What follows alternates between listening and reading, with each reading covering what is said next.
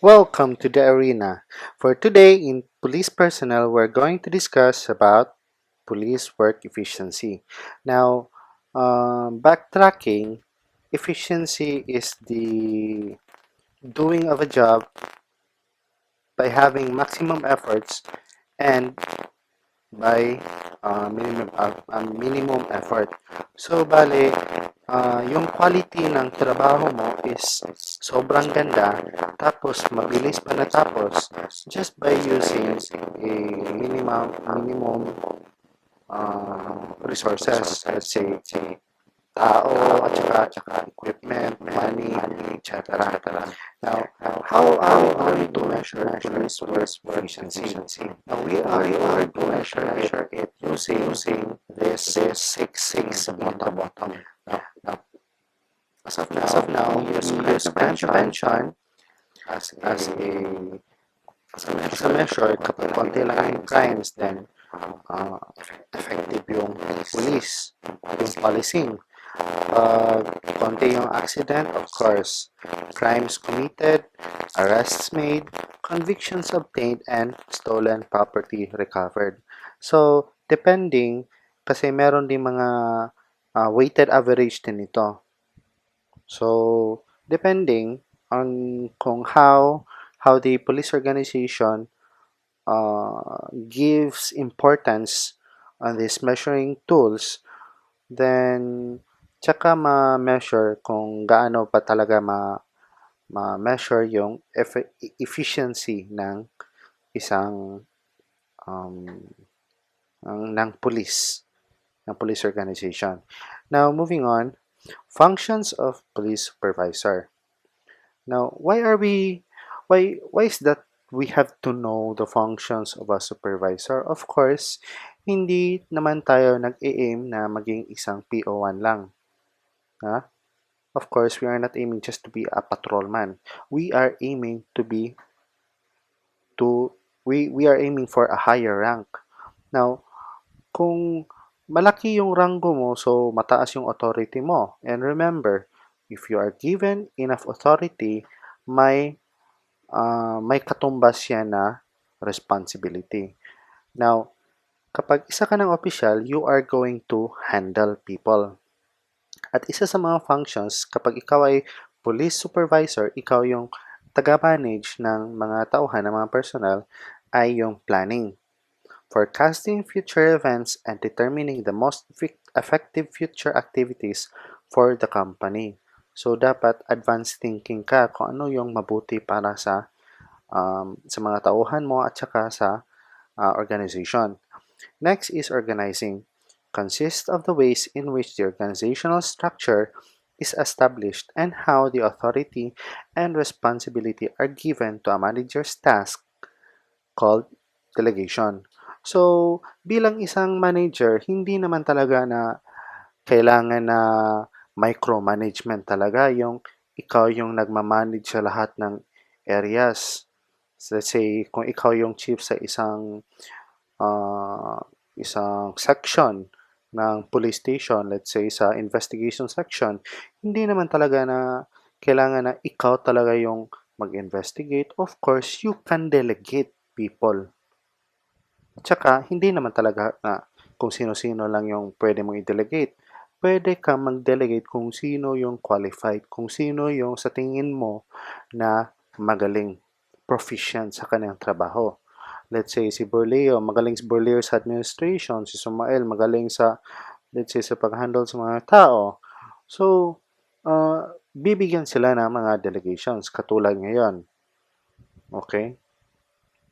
So, yan, it's a job of a police supervisor yung pag-organize, especially pagdating sa mga tauhan, okay? Organizational structure kasi ito kung sino ang in charge dito at dito, okay?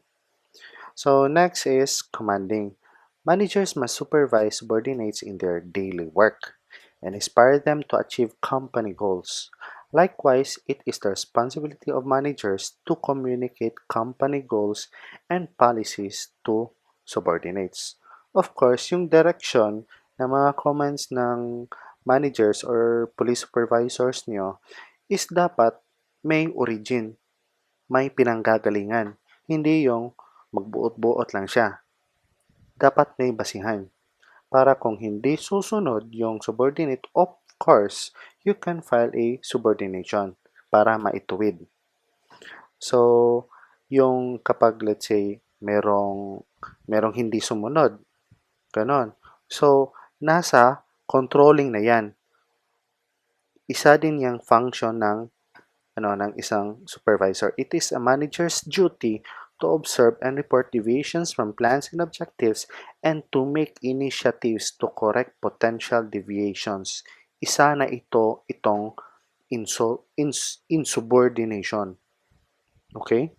Yung hindi sumusunod yung mga or isang tauhan mo. So, meron kang discretion kung paano mo yan aayusin, okay? Kasi you have the authority. So, you can make sanctions. You can impose penalties on those persons. Okay? So, ang isa pang function is coordinating, concerned with activities designed to create a relationship between all the organization's efforts and individuals' tasks. Now, di ba na-mention dito sa previous is dito sa organizing that yung manager or police supervisor has the power to delegate. Magbigay siya ng trabaho. Hindi kailangan ng micromanagement. Yung siya talaga yung mag-observe in every little detail. Okay? Kakausapin niya lang yung kung sino yung in charge doon. Di ba? Kasi that's already too much kapag bawat isang tauhan niya he's going to observe, 'di ba? Hindi niya kaya yan, hindi siya si Superman. Okay, moving on. Now we are going to evaluate the performance. So, what is a performance evaluation? So, according to the book, it serves many purposes for an employee, supervisor, and the organization. So, marami daw, let's say, it can affect. So, evaluations are used to determine whether employees are meeting certain criteria and to recommend appropriate follow-up actions. An employee supervisor will normally administer the performance evaluation. So, ano ba talaga itong evaluation? So, ito yung tinitingnan yung mga employees or kanyang mga subordinates on the quality of their work. Okay? Kung maganda bang pagkagawa, kung efficient ba ang kanilang work. So, ganun yun. Kailangan kasi yun because their performance, the employee's performance can really affect the organization. Okay? It's either matagal ma-achieve yung goals ng organization or wala, hindi talaga ma-achieve kasi poor yung yung performance. So this is one of the techniques on how to control the performances of the employees. Performance evaluation preparation is a document prepared. So yung pag-prepare is it is the job of the supervisor. It's a document prepared by someone in a position of authority and presented to an employee to see if he is performing the job duties as outlined by the organization. Now, yung manager, magbibigay yan ng papel sa iyo na kung saan you are going to check it. Let's say, for instance, sa category, timeliness, then may nakalagay na 5 circles. So, ang nakalagay sa left side is, let's say, nakalagay doon, I always come on time. So, may nakalagay dyan. Always, then not always, then sa pinakamababa is never. So, yung employee yung mag-check dyan kung ano ba yung feel niya na ano yung kanyang, let's say, yung performance niya. Okay? Now, I just talked about timeliness kung let's say kung maaga ba siya dumadating sa trabaho or na-meet niya yung mga deadlines na kanyang trabaho. Now, hindi naman talaga na parang niloloko natin yung sarili natin. Kasi, pagkatapos mag-answer ng employee, tinitingnan din yan ng kanyang supervisor. Okay? Katulad namin, we are, we evaluate ourselves, tapos we are also evaluated by our peers. Now, we are also evaluated by Ma'am Rico. Okay, so hindi talaga to itong performance evaluation na it's up to the employee na lang para malinlang maloko yung top management na wow, grabe talagang yung performance ng empleyado na to. Of course not. Meron tayong mga supervisors. So, measurement tool. Evaluations are also used to determine whether an employee is meeting individual goals and objectives. If there is a negative variance, the supervisor will implement an action plan with input with input from the employee designed to correct the situation. Okay, kapag isang employee, let's say, na-check niya yung always sa ano, na always on time yung kanyang pag-report sa duty. Tapos dito sa pag-rate niya sa kanyang sarili, chinek niya yung always. Pero in reality, let's say almost every day siyang late. So makikita ng supervisor na, uy, nagsinungaling ito. So meron siyang uh, let's say bikil, ano ba ito sa Tagalog tong bikil? Um, Meron siyang mali or there's something wrong with him, especially sa kanyang work ethics. Okay? Take note, work ethics is very important in as an employee. Okay? Now, if dito nakalagay with input from the employee, dapat galing sa employee designed to correct the situation. Now, yung actions ng supervisor is, of course, pag nakita niya na, ay, sinungaling to, so he is going to enroll that employee to a seminar that concerns with ethics. Okay? Let's say, police ethics seminar. So, ganun yun. Kung ano yung nakikita mo na mali sa isang empleyado, of course, you are going to train him. Hindi yung tanggalin agad. Kasi it's paminsan-minsan kasi yung isang employee hindi naman na na yung mali lang ang tinitingnan mo. Okay? Kawawa naman kasi. Now, for next, uses of performance evaluation. So, ano yung gamit? First is advancement and promotion. A performance evaluation also helps detect whether additional training may be needed to help the employee fulfill the obligations of the organization, and it judges an employee's readiness for advancement and promotion. So, kapag nakita nila na satisfactory talaga or very satisfactory, so they are going to recommend him or that your police supervisor will recommend for promotion to recommend you to a higher challenge, mas challenging na trabaho. Kasi sayang naman yung possibilities, yung potential, that is the word. Yung potential ng isang empleyado.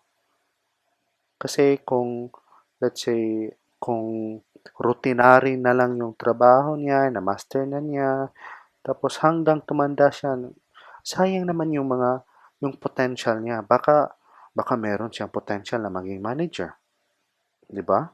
So, that will benefit the government, or I mean, organization.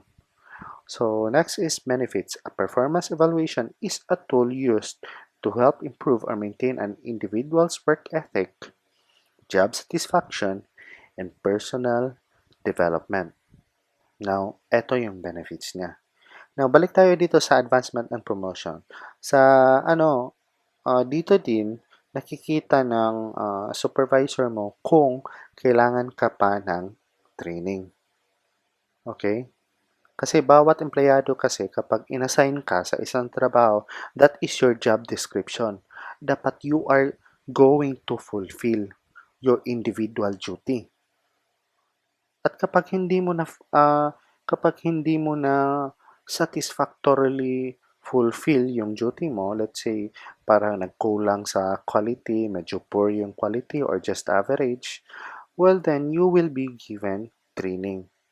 Yung police supervisor will communicate with the human resources. Tsaka yung resources, yung HR, yun yung mag-plan kung ano ang mga trainings na needed mo. Of course, based on the recommendation of your police supervisor. Now, moving on, the objective. Whenever possible, performance evaluations should contain objective measurements that allow an employee to see how his job performance ranks in relation to what is expected. Okay? So, this means that dapat yung mga evaluation sa mga empleyado, dapat nakikita doon kung ano ang dapat gawin. Kung ano at paano gawin.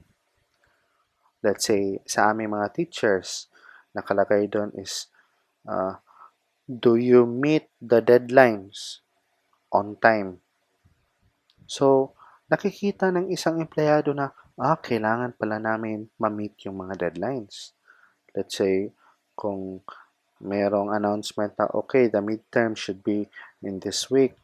So, ano talaga, yung empleyado will really try to conduct midterms in that week talaga. Okay? Hindi yung late ka nag-submit na mga what we call this,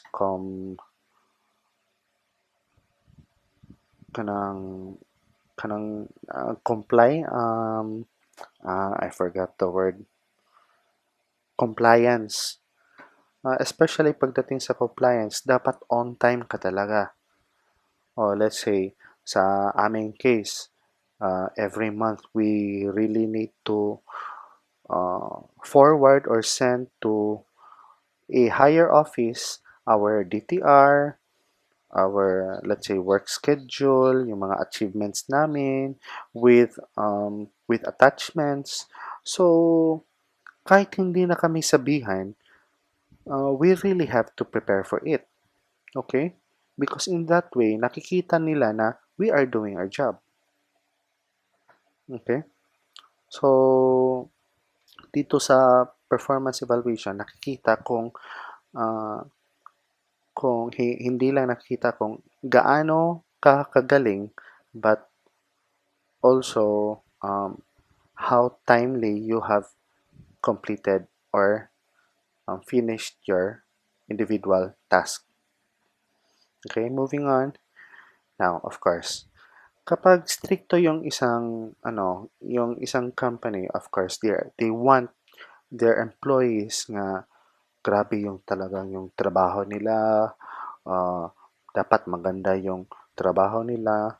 Of course, in return, they have to give compensation. At eto na yon, personal compensation or salary, sahod. Okay? Employers, yung boss nyo, babayad to provide workers compensation, which is salary, social security pensions, and unemployment payments to their employees because the law requires it. Of course, we are protected by DOLE. No matter what agency, private or public, we are all protected by DOLE. So kapag let's say naka-violate ka sa yung employer mo, naka-violate sa laws, then they are liable. They are answerable to the laws. Okay? So it is very important not to be ignorant. Many companies offer other benefits beyond the minimum to help reduce turnover and attract the best candidates and to provide valuable service that would cost employees much more to buy individually. Now, karamihan sa mga companies, uh, nagbibigay din sila ng mga additional benefits beyond kung ano yung required by law to help reduce turnover. So, etong turnover means that yung maraming magsialisan ng mga empleyado. Kasi kapag may turnover, malaking kawalan yan sa company or organization. So, in order to keep, parang, parang para mapuyok ang mga empleyado na magstay, so yung company will give benefits. Okay, mga iba't ibang bonus, incentives. So, ganun yan. So, I hope na-remember nyo yung sa human behavior, yung Herzberg's two-factor theory about hygiene and motivators. Na kapag present yung hygiene, it will not improve the job performance. Pero kung present yung motivators, it will increase the performance of the employees or workers. Now, back to the topic. The several types of employee benefits programs usually include some form of basic health insurance, life insurance, and other special benefits as a part of the overall plan. Now, understandable yung mga benefits, health benefits, say life insurance, death insurance, at ano pang ibang mga benefits. So, all of this, etong mga compensation, tsaka benefits, the main purpose of this is to make the employees happy para hindi sila magsialisan. Okay? Of course, hindi lang basta-basta magbibigay yung company. Dapat kung sino lang yung mga deserving. So, para ma-achieve yun ng mga empleyado, they have to work. Dapat maganda yung output ng kanilang trabaho, yung kanilang performance. Okay, para makuha yung mga bonus. Now, next is career and employee development. Now, career development is an organized approach used to match employee goals with the business needs of the agency in support of workforce development initiatives. Ano daw? So, career development, yung pag-develop ng career mo. Of course, you are going to start as a peasant. Magsisimula ka sa isang alipin, tauhan. Hindi ka automatic tatalon. Now, from time to time, you will be asked kung ano ba yung gusto mong maging sa iyong career. Kung if you want to be a manager, if you want to be what we call this, to be a CEO, Chief Executive Officer ng isang company. So, depending on the availability of the position, the company or organization will try to help you. Ganon. So, the organization will train you, ganon, para sabay yung yung daan kung saan gusto patungo yung isang empleyado at kung ano yung gusto na mangyari ng organization para sa iyo. So, tutulungan ka dyan. The organization will guide you hanggat sa maabot mo yon. But, titingnan din ng organization if you are, what we call this, first qualified, and next is deserving. Qualified in terms that kapag bibigyan ka ng higher responsibility that you are able to uh, face any challenges or do your job satisfactorily. And deserving talks about, let's say, grabe na yung na-contribute mo sa organization at hindi ka aalis kapag ano, natulungan ka na ng organization. Kasi of course, lugi yung organization doon. Napakalugi. Yeah? Pinaparank up ka. Nung naging mythic ka, umalis ka sa group.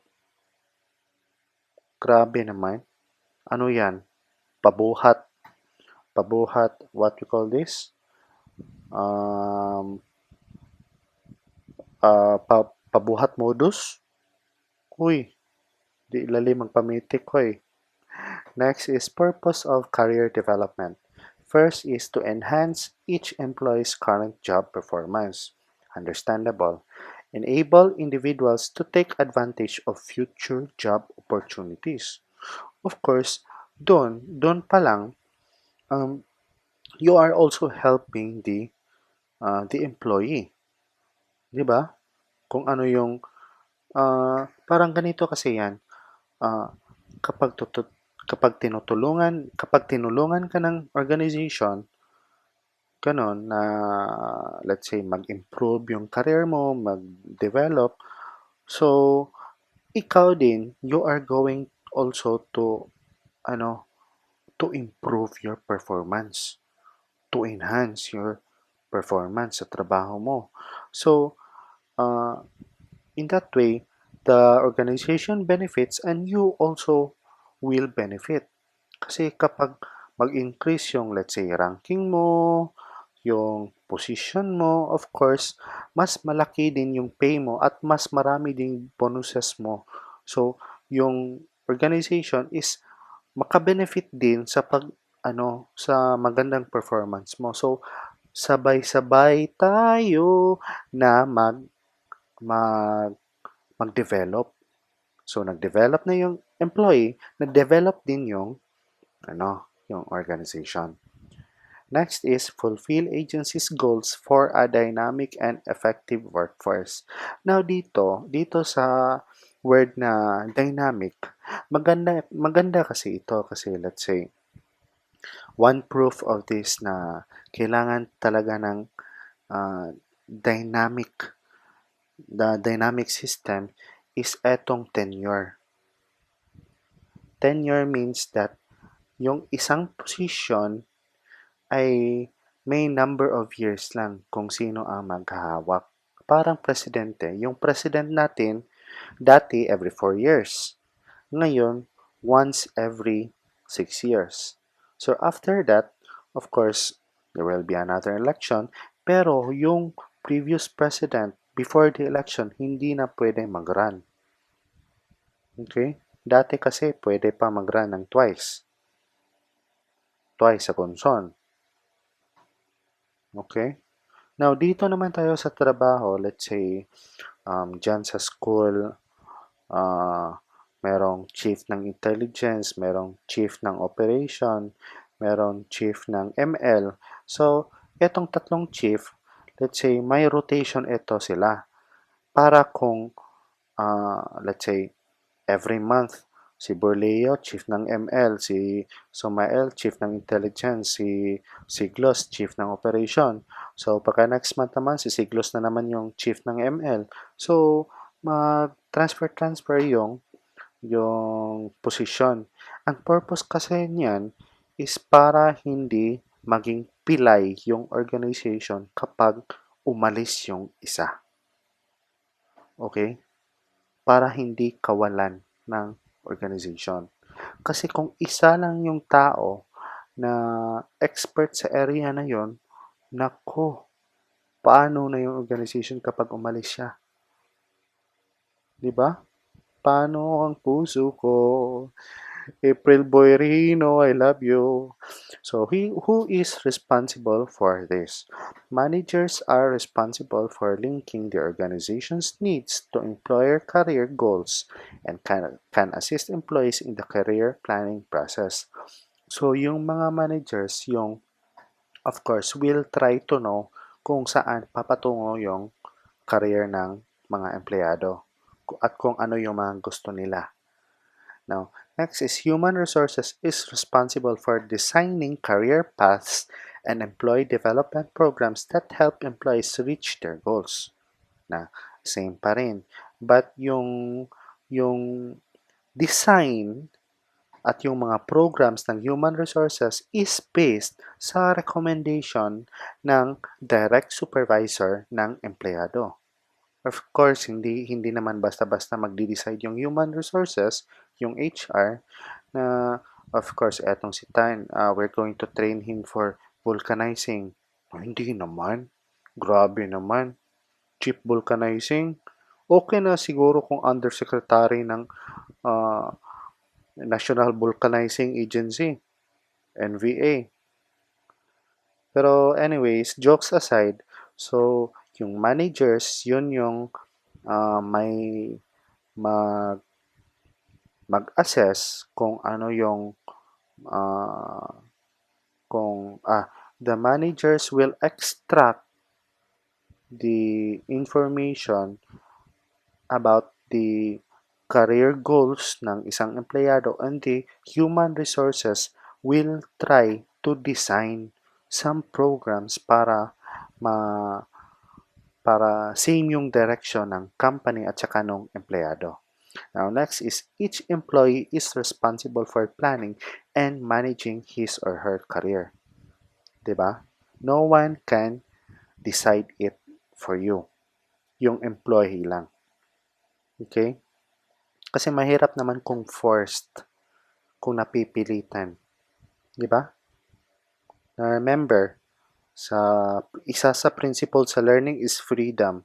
Mas madali matututo yung tao at mas successful yung quality ng job niya kung hindi siya forced. He is not forced to do it.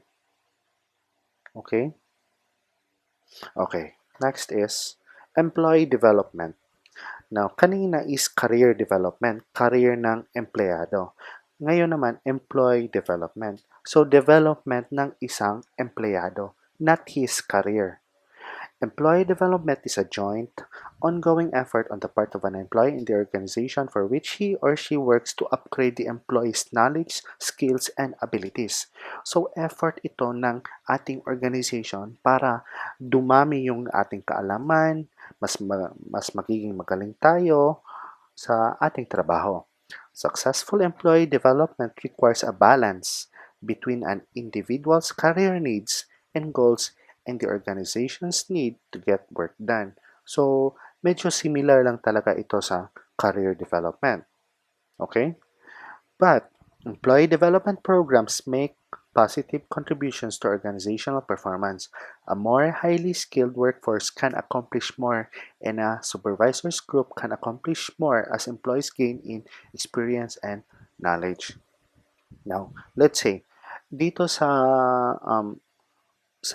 grupo, sa section, intelligence section, kay kanino ba 'yon?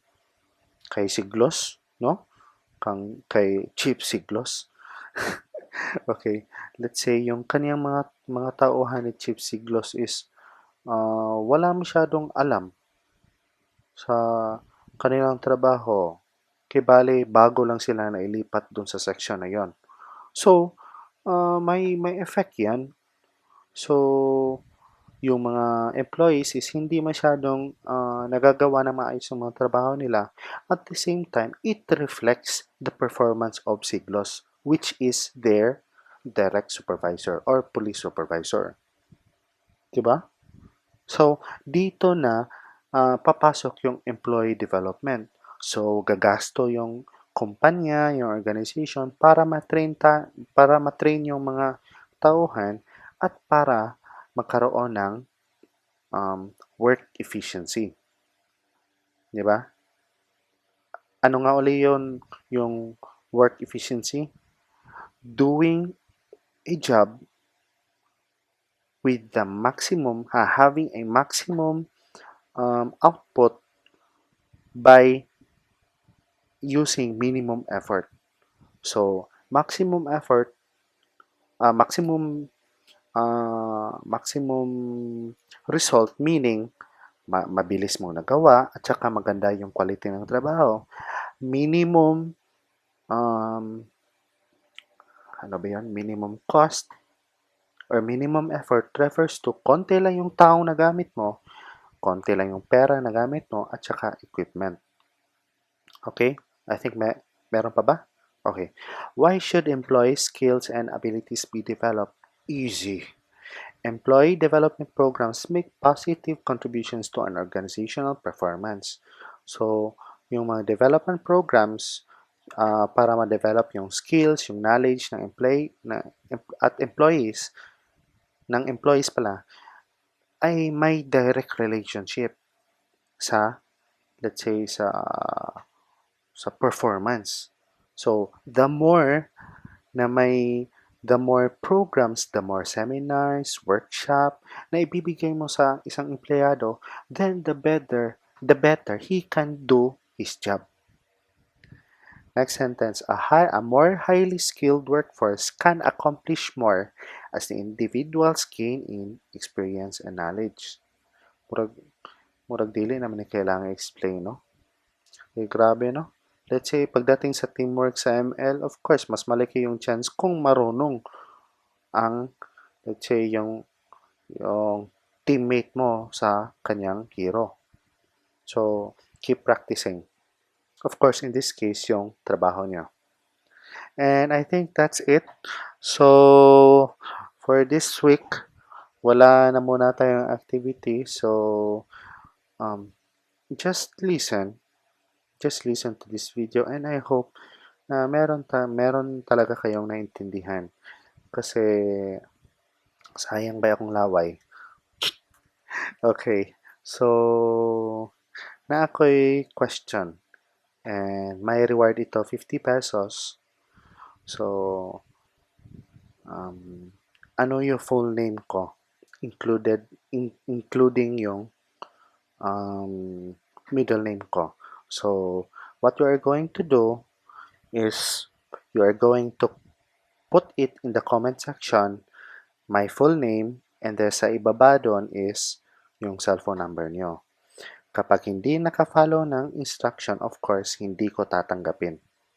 So, I repeat, 50 peso reward load sa kung sino man makakabigay ng makakomment ng full name ko, of course, including my middle name, incomplete. Dili incomplete ha, dapat kompleto. At saka sa ibaba doon is yung cellphone number nyo. It does not matter if Smart Bar, Globe, TM, or Sun, etc. or dito. So I think that's it. So see you next time.